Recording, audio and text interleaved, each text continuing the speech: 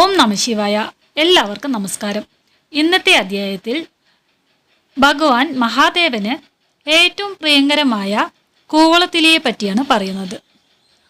ശ്രീ പരമേശ്വരന് ഏറ്റവും ഇഷ്ടപ്പെട്ട വൃക്ഷമാണ് കൂവളം. ആയതിനാൽ ശിവദ്രുമം എന്ന പേരിലും ഈ വൃക്ഷം അറിയപ്പെടുന്നു.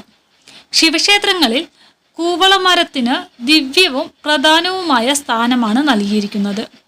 ശിവപാർവതിമാർക്ക് പ്രിയപ്പെട്ട ഈ വൃക്ഷത്തിൻ്റെ മുള്ളുകൾ ശക്തിസ്വരൂപവും ശാഖകൾ വേദവും വേരുകൾ രുദ്രരൂപവുമാണെന്നുമാണ് സങ്കല്പിക്കപ്പെടുന്നത്.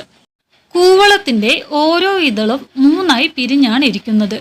3 ഭാഗങ്ങളെയും പരമശിവന്റെ തൃക്കണ്ണുകളായിട്ടാണ് വിശ്വസിച്ചു പോരുന്നത്. ജന്മപാപങ്ങളെ ഇല്ലാതാക്കുന്ന ദിവ്യസസ്യമായി കരുതുന്നു. അമാവാസി, പൗർണമി ദിവസങ്ങളിൽ കൂവളത്തിൻ്റെ ഇല പറിക്കാൻ